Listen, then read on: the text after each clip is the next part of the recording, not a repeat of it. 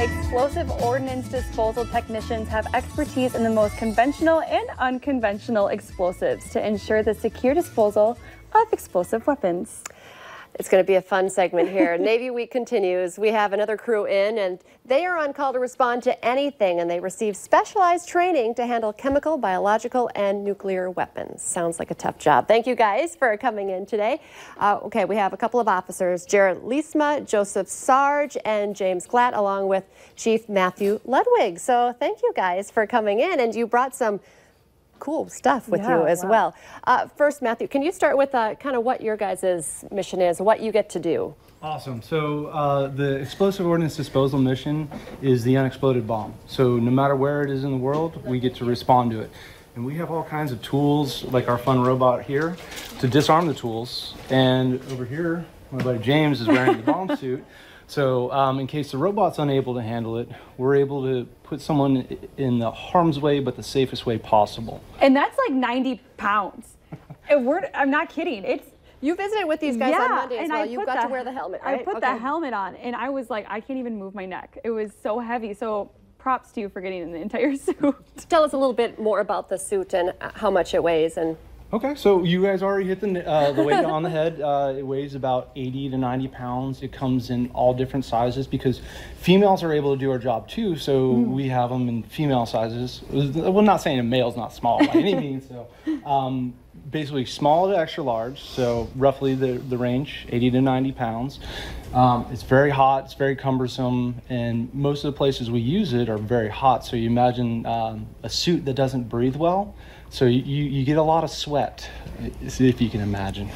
Okay, so let's back up as well. So you would prefer not to have to be in the suit up close to a potential bomb. So what do we have here? So we have iRobot Sug V310. So you guys all know iRobot is the little Roomba that drives around your house, so that's a common name for it. They also make military items such as this one, all the way to big robots that are able to tearing apart a U-Haul van if we have a bomb that big. So this one's just light, backpackable, and supports the warfighter. In case we run upon a problem, we're able to take care of it and not put a service member in harm's way. Wow. And what about this mask we have? Okay, I'm going to pass that to my buddy, Mr. Sarge over there, and he'll talk to you all about Good morning. So I'm actually a Navy diver. We do actually work hand in hand with the EOD as well sometimes, but these rigs are specifically used for underwater ships husbandry and underwater salvagery. So we have our CAM 37, which is a hard hat. This can take us to depths 190 up to 300 feet of seawater, depending on the gas mixture that we're using. So we use these rigs to go underneath the ships and fix them, to get them ready so that they can go out and help out the fleet. This other rig over here, the Mark 20, this one goes to about 60 feet of seawater, but obviously you can tell it doesn't give you as much head protection. So depending on the situation, you know, or preference, you can use one or the other in the job at hand. Do you guys get to choose your mission? When you signed up, did you know this is kind of where you wanted to specialize? So like each one of us can kind of account for ourselves. So basically the bottom line of it, when you're joining the military, you can kind of say like, hey, I'm interested in this. But Navy recruiting in general, we have what's called a Warrior Challenge program. So we have everything from air rescue swimmer, which rides in helicopters and jumps out and saves people on capsized boats. We have Navy divers like my two gents over here, Navy bomb squad, don't want to forget SEAL and SWCC. You know, so those are our 5 challenge programs that we specialize in interesting young athletic candidates in.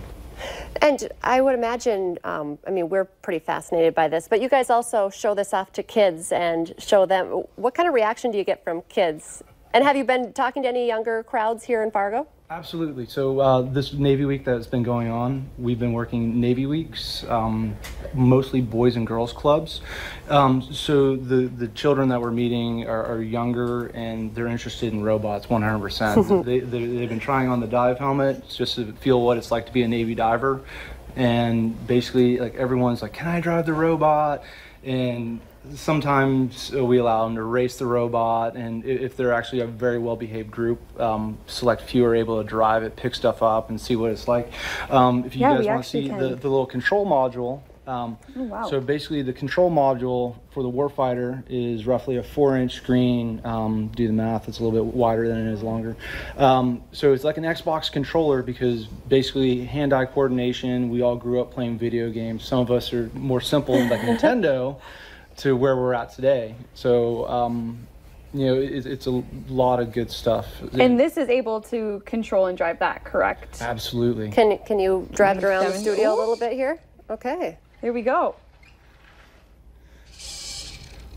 Do you feel like your days playing video games helped you with this? Definitely. And so this is, so if you get into a smaller area and say you need to unzip a zipper type of situation, it's able to do that with those pinchers in the front? Absolutely. So when we put in the specs to make this a tool, obviously you got a lot of things that work against you. And if you ever watch MacGyver, he was an Army bomb tech. It was a fun, useless fact of the day. So back to the grippers, you have something called, we all know gravity, Newton's first law type thing. If the weight of the backpack is just less than the strength of the arm, you're just going to tear about the backpack. So it can, but there has to be certain things in play in the scenario. How much training do you have to constantly train on this equipment? Yes. So a proficiency skill can easily be lost if you get, doing another mission set. So, but constantly training. We have one of the longest schools in the Navy, so it's roughly over a year with follow-on training, everything from jump school, free fall school, combat shooting school, land navigation, all the fun stuff. So it's a long pipeline, and our workups afterwards can be approximately 4 to 6 months before we integrate with any of our special operations brothers or go ride a ship, depending on mission. And so where are you going to be? You have a couple more days here in Fargo. What's up next for you? Okay, so later on this afternoon we have a couple Boys and Girls Club items, and on Saturday we'll be out at the air show. So there'll be everything from the Blue Angels about, the Leapfrogs are going to be doing a parachute demonstration. Yeah, our governor is going to jump out, I believe, Governor Doug Burgum, to start off the air show. So, and I'm hoping maybe after, in the commercial break, I'll ask you guys for a little advice since I'm going to be in a Blue Angel, so I'll get some advice. Thank you for serving, and thank you for coming in and visiting with us today. Lisa, Abby, thank you for having us. Thank you. Thank you so much.